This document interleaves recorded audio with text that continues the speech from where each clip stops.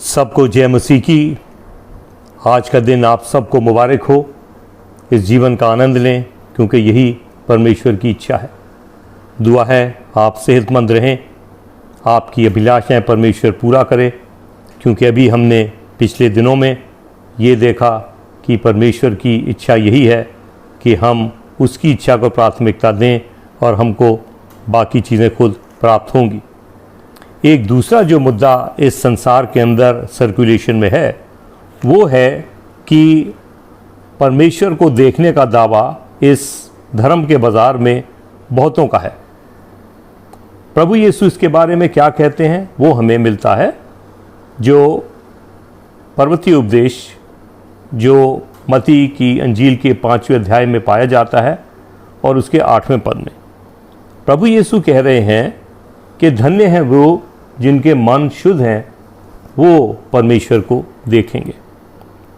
इस परमेश्वर का दृश्य दिखाने के लिए, इस परमेश्वर को मैंने देखा है इसका दावा करने वाले पता नहीं इस सौदे के अंदर कितने बेईमानी, अगर शब्द सही है, या ऐसी बातें कर जाते हैं जो शायद उस परमेश्वर की ईश्वरीय अंश के बिल्कुल विपरीत हैं। लोग हैरान होते हैं, क्या यही हैं जिनको परमेश्वर दिखता है?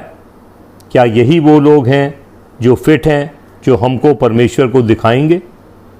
क्या इनकी मन की शुद्धि हमसे अधिक है?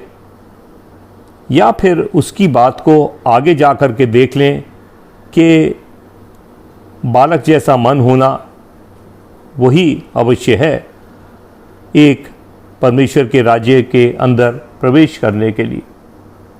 यहाँ पर प्रभु यीशु तो एक ऐसी बात हमें बता रहे हैं कि परमेश्वर का ये दावा है उसके पुत्र का कि उस परमेश्वर यानी उसके पिता का दर्शन उन्हीं को होगा जिनके मन शुद्ध हैं। मन की शुद्धि, आज हम एक बड़ी जो टर्म इस्तेमाल करते हैं प्रदूषण, या अंग्रेज़ी में पॉल्यूशन, ये पॉल्यूशन से शुद्धि बिगड़ चुकी है। इसको प्योरीफाई करने के लिए आज उपकरण निकल गए हैं जिन्हें लगाने से अशुद्ध वायु को शुद्ध किया जा सकता है, और यही प्रभु यीशु के पास भी है। पश्चाताप के द्वारा, अपना पाप स्वीकार करने के द्वारा और नव जीवन को हासिल करने के बाद, ये यदि बातें हमारे जीवन में हो जाएं तो मैं सोचता हूँ जो परमेश्वर की आत्मा है वो हमको हासिल होगी, हमारे अंदर मन की शुद्धि पैदा होगी और परमेश्वर का कुछ कुछ झलक हमको दिखने लगेगी, क्योंकि हमारा नज़रिया बदल जाएगा। परमेश्वर हम सबको आशीष दे। आमीन। Friends, praise the Lord and God's many blessings for the gift of this new day. A God who has created this beautiful world, but somehow it happens to be a place which is not so good for many. They curse God, the Creator. Everything that is before them doesn't seem to be all right for them. Yet, in this beautiful world, there exists also a market or a supermarket of religions, of people who claim to have seen God. And they are the ones who volunteer to show others what and who God is. But unfortunately, in the process, what happens? That they do so many things which are actually contrary to the very God they claim to show or have to have seen themselves.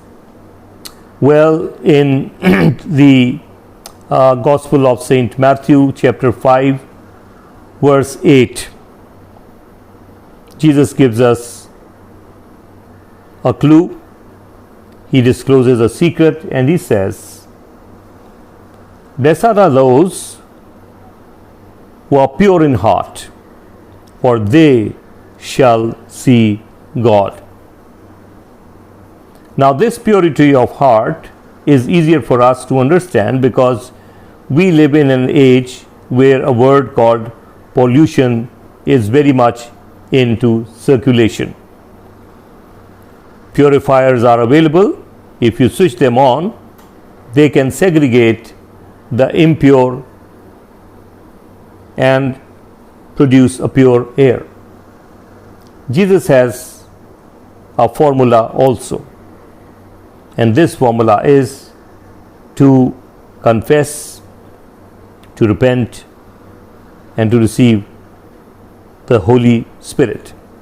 And once you receive the Holy Spirit, your whole perception changes, and you begin to see the glimpse of God, who is a spirit.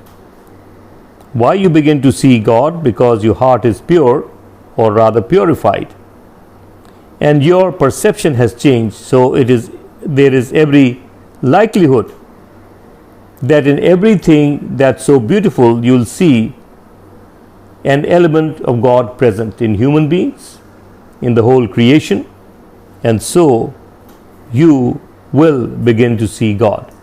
May God bless us as you celebrate this day, that you may also make an attempt to purify your impure hearts, so that this formula would work in your lives and you would begin to see God, who is a spirit. Amen.